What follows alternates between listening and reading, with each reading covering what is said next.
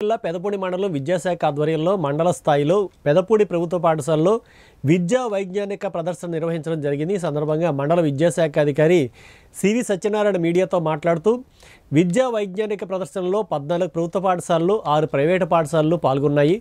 విద్యార్థి పరంగా ఎగ్జిబిట్స్ అలాగే స్టూడెంట్స్ మరియు టీచర్ ఎగ్జిబిట్స్ ఇలా 3 విభాగాలుగా తీసుకోవడం జరిగిందని, దీంట్లో అంశాలు భౌతిక శాస్త్రం, రసాయన శాస్త్రం, గణిత శాస్త్రం, కంప్యూటర్ తర్వాత బయోలాజికల్ సైన్స్ ఇలాంటి విభాగాల ద్వారా ఎంపిక చేయడం జరుగుతుందని, జడ్జెస్ని వేరే చోట నుంచి తీసుకురావడం జరుగుతోందని, వీరందరూ కళాశాలలో శిక్షణ పొందినటువంటి వాళ్ళని జడ్జీలుగా నియమించడం జరిగిందని, ఈవేళ ఉదయం నుంచి వచ్చిన ఎగ్జిబిట్స్ అందరూ పాల్గొనడం జరిగిందని, దానికి ప్రజాప్రతినిధులు అందరూ వచ్చి ప్రారంభించడం జరిగిందని, దీంట్లో మండల స్థాయిలో ఫస్ట్, సెకండ్, థర్డ్ బహుమతులు ఇవ్వడం జరుగుతోందని, ఫైనల్గా 6 జిల్లా స్థాయి నుంచి ఎంపిక చేయడం జరుగుతుందని, ఈ కార్యక్రమాన్ని సహకరించిన ప్రజాప్రతినిధులకు, ఉపాధ్యాయులు, విద్యార్థుల సహకారంతో ఈ కార్యక్రమం దిగ్విజయంగా జరిగిందని, కార్యక్రమానికి సహకరించిన వారందరికీ కృతజ్ఞతలు తెలియజేశారు. దీనిలో ముఖ్య ఉద్దేశం ఏంటంటే పిల్లల్లో శాస్త్రీయ దృక్పథాన్ని అలవాటు చేయడం కోసం సమస్యల పరిష్కారానికి సైన్సే ముఖ్యమని, దీనిలో చెరువుల్లో, కాలువల్లో పుడుకుపోయిన గుర్రపు డెక్కను తొలగించే యంత్రాన్ని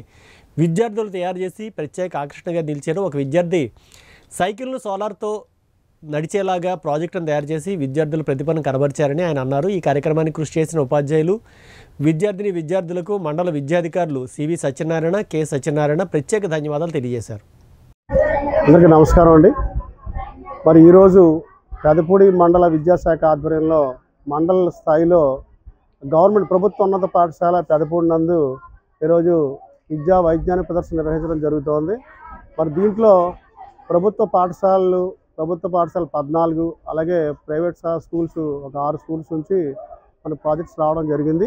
దీంట్లో విద్యార్థి పరంగా ఎగ్జిబిట్స్, అలాగే స్టూడెంట్ అండ్ టీచర్ గ్రూపు, అలాగే మరి టీచర్ ఎగ్జిబిట్స్ 3 విభాగాలుగా దీన్ని తీసుకోవడం జరిగింది.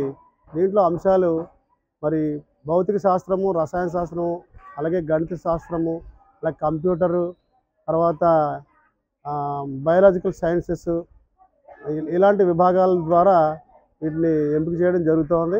అలాగే జడ్జెస్ కూడా మనం వేరే చోట నుంచి జడ్జెస్ను తీసుకోవడం జరిగింది.